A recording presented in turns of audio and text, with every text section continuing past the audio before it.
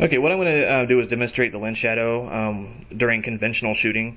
I'm not going to be, extremely close to any of the subjects in this segment. So let's do my first photo here. I'm going to shoot this little container of coins and see what happens. Yep, lower right, there's a pretty heavy lens shadow. I need everyone to pay attention also to how I'm holding the camera.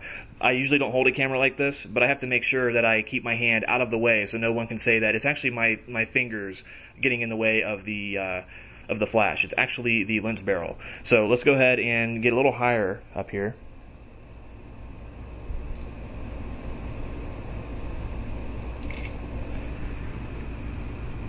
Yep, you can still see it. So you even get the lens shadow at that distance, Let's go shoot a few more, see what we come up with.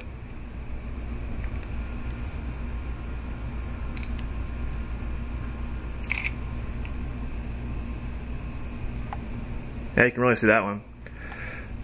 I know some people are going to say that I'm being unfair to the SX210, that I'm setting it up for failure by shooting in positions that I know are going to result in a shadow, but first of all, I kind of have to do this. I mean, I'm demonstrating the lens shadow, so I have to show you the positions that you can get into in order to result in the lens shadow. And secondly, it's not unfair at all. I mean, the positions I'm shooting at are not abnormal. I can see anybody wanting to just pull out their camera on a whim and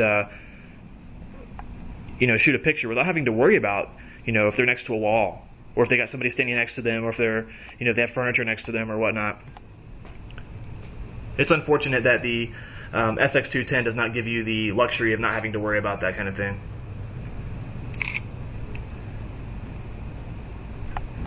Yeah, that's really bad.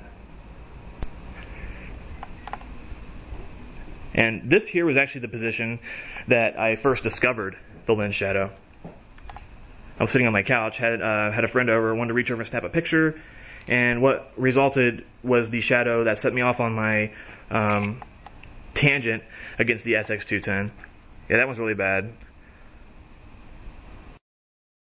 And it's really unfortunate that it can render some of your photos aesthetically unpleasing, especially when you want to post them on your Facebook or your MySpace profile. You don't want to have to keep redoing photos.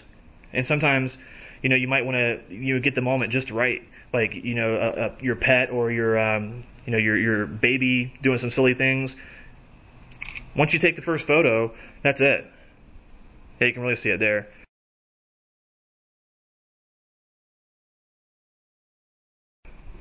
And we'll do one more.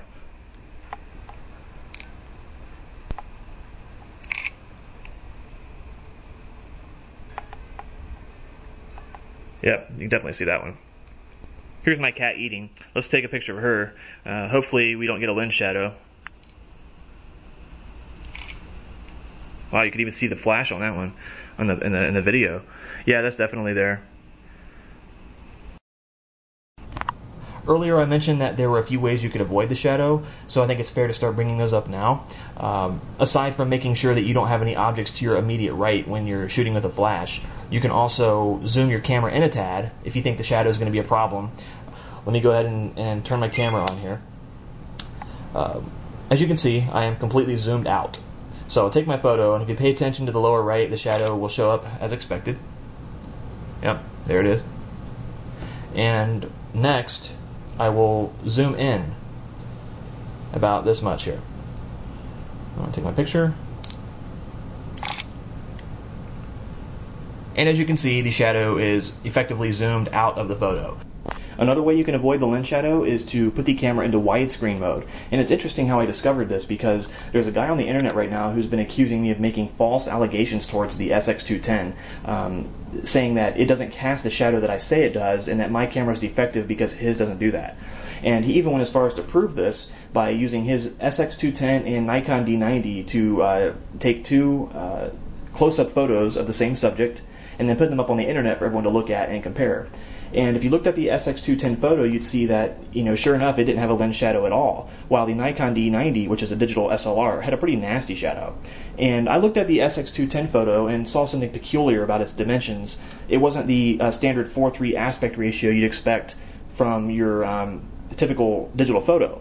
And it occurred to me that what he had done was use the SX210's widescreen resolution to take the photo. And this is significant because the SX210 widescreen mode has about 800 fewer pixels from top to bottom than its large resolution. It's basically the same as the large resolution, but with 400 pixels stripped off the top and 400 stripped off the bottom. So when he shot that photo with the SX210, he effectively cropped the lens shadow out of the picture so you couldn't see it. And so what I'm going to do with this setup here is try to imitate the distance and angle at which he shot his subject and demonstrate to you how you can use the SX210's widescreen mode to crop the lens shadow out of the photo.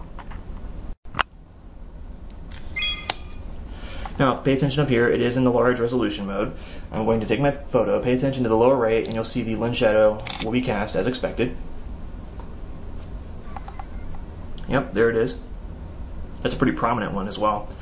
What I'm going to do right now is take the camera over into widescreen mode. And if you look here, the large resolution is 4320 by 3240, and the widescreen mode is 4320 by 2432. So a difference of about 800 pixels off the height.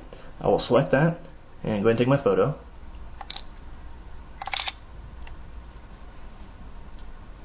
And lo and behold, no lens shadow. How about that?